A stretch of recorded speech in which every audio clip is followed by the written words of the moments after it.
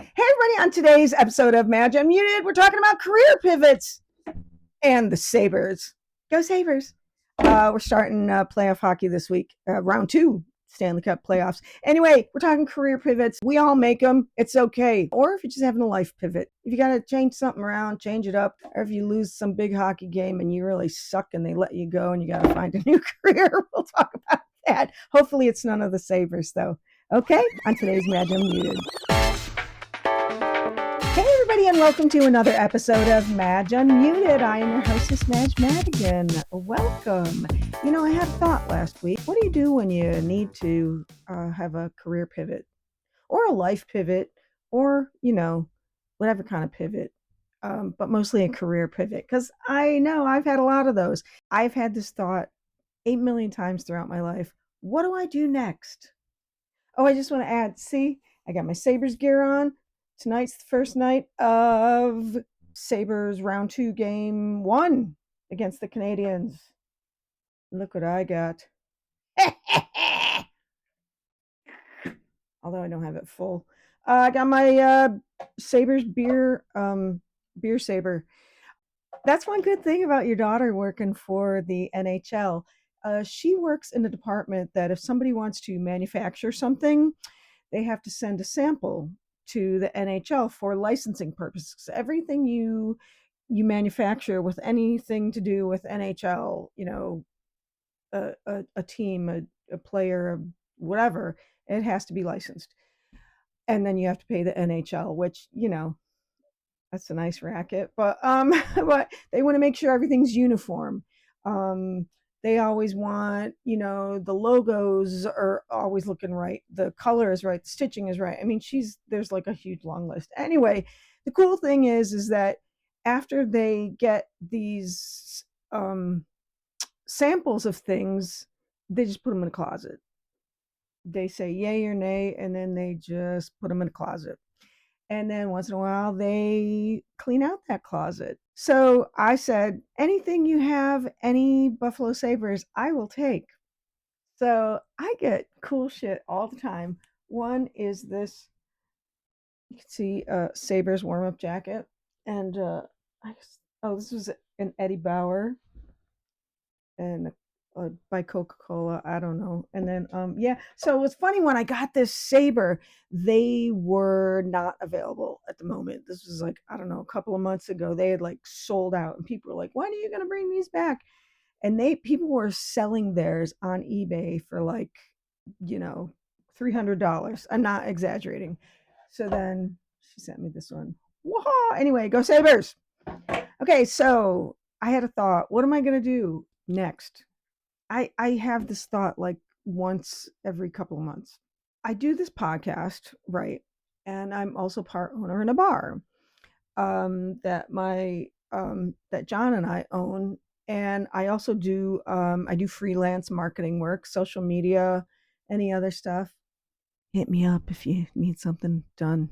I'll quote you a price. It ain't free. That's the other thing. Everybody wants everything for free all the time. Okay. Are you going to work for free? No, I don't think so. I'm not either. But living here in the Kirk of Dunn, there's not a whole lot of opportunities to do freelance work. I'm always looking for extra work. Until this podcast gets, world famous and whatnot. So everybody subscribe and like and everything so that this gets world famous and I don't have to keep looking for work at 60 years old. So, I often think, okay, what can I do? And unfortunately, in my almost 40 years in the workplace, I have had to do a pivot many times. And I don't know if it's whether, I'm not quite sure if it is because I have a short attention span or I get fired. No, actually, I don't. Although I think I did a couple times in the beginning, or what it is. I think a lot of times it's been survival. So after my ex-husband vanished, and I got divorced. I got divorced first, and then he vanished, and I was the sole income or sole provider, and just one income. So I was constantly looking for more jobs, extra job, better paying jobs to be able to provide for my kids. And so I was always trying something else. And I think too, I had some pressures from my family that were like, why don't you get a real job? Well, okay, doing marketing is a real job. But so then it was always like, well, you could make a lot of money in sales. Well, I would try sales. I fucking hate sales. Fucking hate sales with a passion. And I'm terrible at it. So why do it? Quite honestly, those were the kind of jobs that I would get fired because, I wasn't making my quota. I wasn't doing well. I just don't have that killer instinct. I cannot ask people to buy things they do not need. I can't do it. Yeah, you don't need this. It's kind of expensive. You don't need. I'm a terrible salesperson. That's why I kind of suck at selling this podcast all the time because I can't, always be like, everybody watch me. I try really hard and sometimes I do it a little bit, but mostly I'm like, I can't do this shit. More like, everybody watch me, please watch me. Hey, I'm so great. I'm kind of like, well, if you have the time, tune in. I've changed my career so many times. And I had this fear when I was growing up. I grew up in a baby boomer family. Oh, my voice is so grovelly today. Yeah, the RFK Jr. thing going today. I um I thought like you go to college, you pick one career and you stay in that career until you retire or die, whichever comes first. And I think that caused a lot of anxiety with me because I always thought, oh God, I can't change, you know, I'll burst into flames or something. I don't know. I just thought I was so afraid of doing the wrong thing. So anyway, when it came to survival, I had to do whatever I could. And so many times, I don't know, like I said, I I think it's part ADHD, part panic of what am I going to do? And let me tell you, I have tried so many things. I made a list, and this doesn't even count the different jobs within that discipline. so so these are the jobs and careers I have had for almost next year will be 40 years that I got out of college the first time after 4 years of college. So first I was in TV, radio, marketing, various admin assistant jobs, stay at home mom, print sales, real estate, property management, real estate, retail, more marketing, writer, magazine editor, magazine assistant editor, magazine editor, stand-up comedian. I think that was more of a hobby because I never make any money off that. Childcare. I actually went and worked at a daycare center. More marketing, bar owner, marketing, podcaster, and marketing. So there were actually other things in there because a lot of times I had multiple jobs. I had multiple jobs to try and make ends meet, two, three, four, whatever. I'm really tired. I'm really tired. And I would love to have one thing that totally sticks. Like bar owner, it would be great, but we tend to not take a lot of dividends after. I mean, because it's me and John, and then our manager. So most of what's left over goes to them. We hardly make anything, but we try. Come to Stick and Rudder more so that I can have more money. Um, but anyway, there's been some really big pivots, and a lot of times I've been so stumped. And right now is kind of one of them again. The biggest pivots I've had in my life. Let me know down in the comments if you've had any, and if you've had any big pivots. Now I will tell you what the biggest points were, but they were usually precipitated by something. But I'll let you know. My first big pivot was leaving radio and TV. I went to college for radio and TV, and then when I got out, I was working at one TV station, then another TV station. No, at one TV station, and then another TV station, then another. I worked at three TV stations, then a group of four radio stations, and then I left because I was starting to have babies, and radio and TV was becoming so corporate like it is now. Um, it it lost all its fun, and people were buying up corporations were buying up stations and then consolidating all the stations in one market, and so there was a lot of job redundancy. So instead of in one market there'd be four four people in the market had a job of a business director or sales assistant. I don't know. I'm trying to some of the job titles you wouldn't understand, like traffic director, which is actually not anything to do with traffic on the street. It has to do with commercial traffic. Anyway, there'd be four people in town doing that. They'd consolidate all the jobs, and they just had one person doing it for all the stations. So a lot of people lost jobs. I was tired of it, and I wanted to be a stay-at-home mom. So I did some admin assistant work for a couple of months. Then I just stayed home full time. And then I stayed at home for a few years. And then after that, I started doing a little bit of marketing here and there. At the time, this was in the 90s, mid 90s, realtors started sending out postcards all the time to, excuse me, to people that lived in the community. And I had just like Microsoft Publisher. And, boy, if you knew how to use Publisher and your printer, you were like high tech. So I just, bought some postcard paper and printed out all these things, then printed off labels, whatever they gave me. And, that became my thing. And that's how I got into real estate eventually. But anyway, then I was doing all these other things. And my God, that was like, I don't know, that was like 99. Then by about 2012, I had gotten divorced. I was living in Denver, moved back here. My ex disappeared, you know, all kinds of things. But the next thing I decided was to become a writer because I just felt the need. And everybody was like, "You're a really great writer." I had a blog and that was really quite popular. And I don't write that anymore because I don't know, nobody reads blogs. And I guess, I don't know, do you read blogs? Do people still read blogs?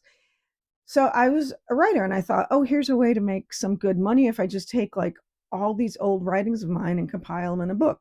And then a friend of mine that owned a women's magazine in Rochester was like, hey, I really like, your stuff. You want to come write for us? So I became a part-time writer for them. Then they needed an assistant editor and I became an assistant editor. So I was like, editing. I was thinking of content. I was assigning articles. I would get those articles and edit them for the story or puncturing grammar. Which I loved that job.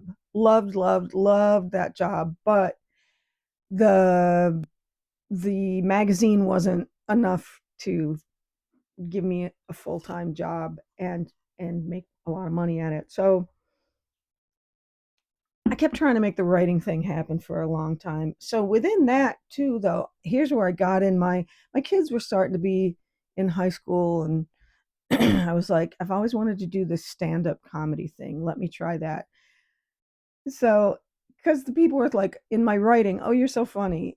But like since I was a kid, I wanted to do this stand up. So I went to some open mic contest things, and I like won like the first two couple of times I was in it. But it just got I just realized like this is not going to be an easy job, and it's not something that you can do with kids at home still.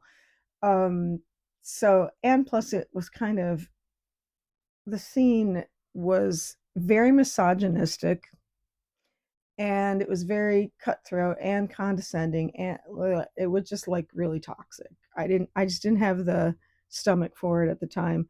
Um So those were my, and then the other big leap, big career pivot I took was doing the podcast. And I'm still doing it. I'm 6 years into this.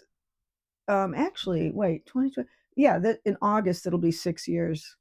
Holy crap, that I've been doing this podcast. I did one briefly before that, and it's working out pretty well, but not enough to give me this great big comfy lifestyle that I want. So I need more subscribers, everybody, because I want to retire. I would still want to do this and retire from doing all these other little shit jobs. So please, please like, subscribe, share, all that stuff, and watch. So as I said, there were some turning points in my life that made me want to do these career changes. It's kind of a which came first, the chicken or the egg. No, it was really pretty much the turning points in my life came first, and then the career thing. Panic in my adult life was a lot of the career thing, because trying to be a sole provider for my kids was I was I it was huge anxiety and panic. I when my ex disappeared, I had no other money than what I was earning for three kids. So I had to do the some food stamps and whatnot, but I was still working, so I had to resort to whatever I was doing. But I was always, I wish in those times. Here's my little bit of advice for anybody who is thinking of a career change out of desperation. Don't don't be desperate. Just calm down. Don't panic. Don't make any knee jerk decisions. I did that sometimes. I took some jobs that were completely wrong for me, and I had a feeling about the person that was hiring me. A lot of marketing was done by like people who were sole proprietors, and a lot of times sole proprietors think they know everything. Not all, but a lot.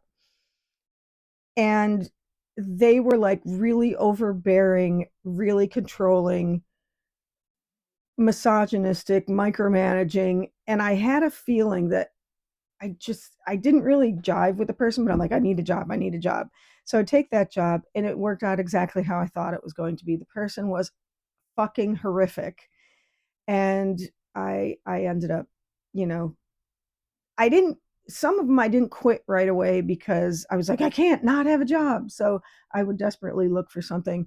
Some of them I kind of wish I had quit right away, because the person was downright abusive. That I do kick myself for, but there's times in life you got to do what you got to do.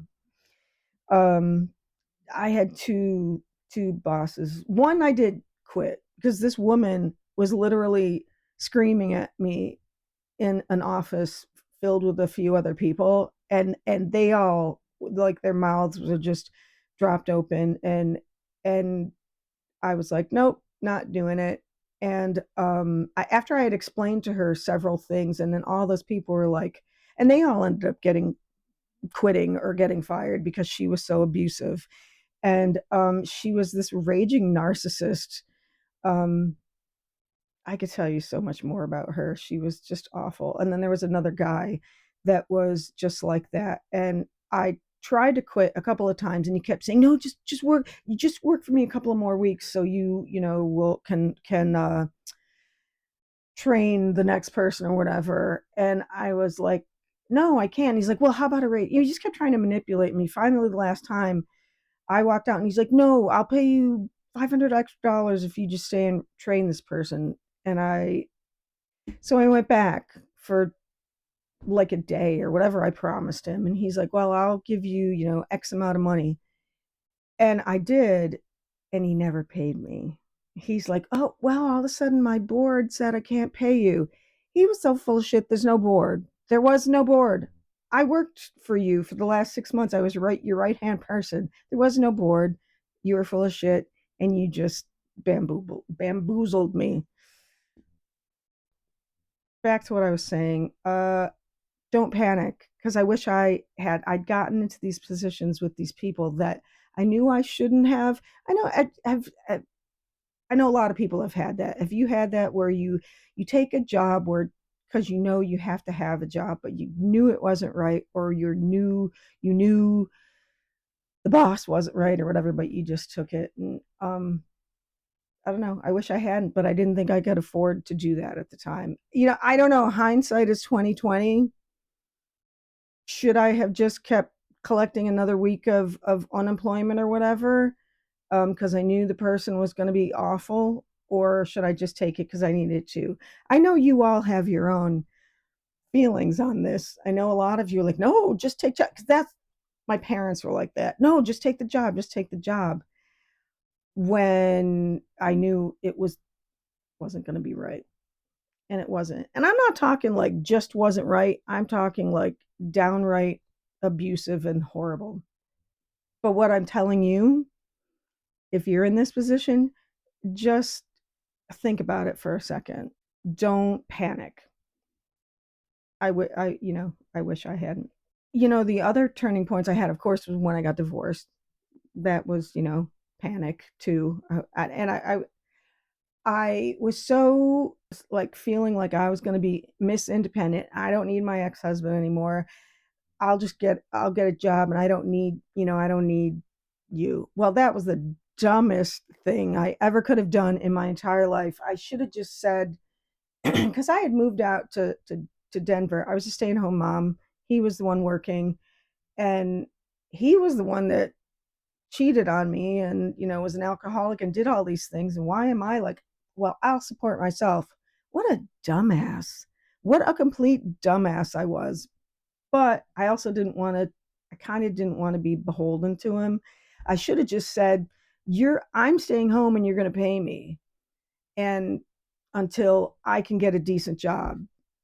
I didn't do that because we went to a mediator, because honestly, I didn't have the money for a lawyer. And also, I just wanted it to be done really fast.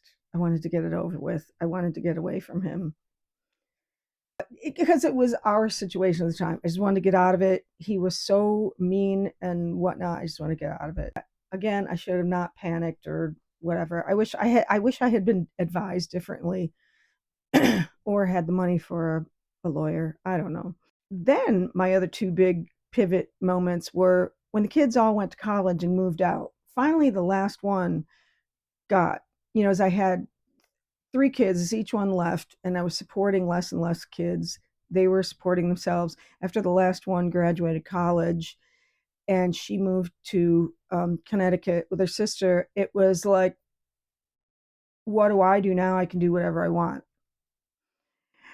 That was a big one because it was the first time I was working. The bar was already going. I was doing some other marketing stuff at the time, but it was okay. I can take a beat to do what I want. I'd already started the podcast, and it was like, okay, now I can do anything I want. That was almost scarier in a different way, because it was like, okay, now I can do whatever I want to do. What do I really want to do? And I stuck with this. And then to compound on that, my God, what was I? That was 2021. So that was 5 years ago. But the year leading up to 60, I turned 60 last June, so it would have been the whole year before that. That was the other big panic. Not panic, but turning 60 was my other turning point. Like, oh my God, what am I going to do? I've made nothing of my life. Like I'm going to peace out tomorrow, But that stuff does that to you. Certain milestones in life do that to you. You never know what it's going to do. But I'm still trying to figure that out. If you have any ideas what I should do for a living that'll actually make money, I'm doing what I love right now with this. So if you could tell your friends to come and watch, I would greatly appreciate that. But to tie it back in, career turning points, it's okay.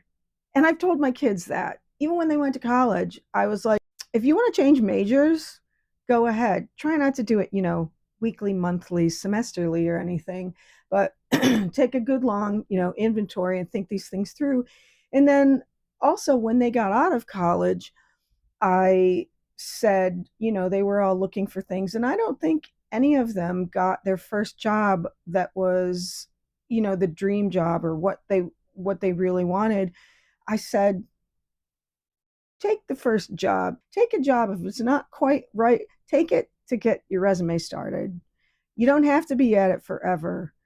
Um, that's the beauty of how we are in this day and age. Because when I was in college, you had to never have any career changes or job changes on your resume. Oh my God, in the 80s, that was a no, no. Wow, look at all these different jobs they have. Now, they don't even blink twice. You have a different job every year.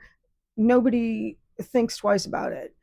Because now the job market has completely changed. Employers have made it that way because they don't make it easy. There's no loyalty. They'll can you at the minute they're not making, budget or whatever, or um, there's no loyalty for an employee to stay and move up. There's no moving up. There's not even raises half the time. So employers have made the culture so that people jump from job to job in order to go up the ladder. They're kind of, zigzagging up the ladder rather than staying at, Acme widgets and going straight up that ladder for 30, 40 years. That doesn't happen anymore.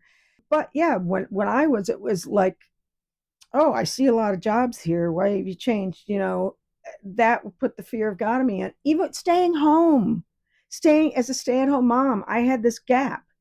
Oh, what are you doing? I stayed at home. Oh my God, that's to employers a fate worse than death. I don't know how it is now, if it's gotten any better, but my God, if you were out of the workplace for 3, 4, 5 years raising kids, you might as well. You go right back down. Even if you were like a senior manager or whatever, you go right back down to receptionist level that employers are looking at you for.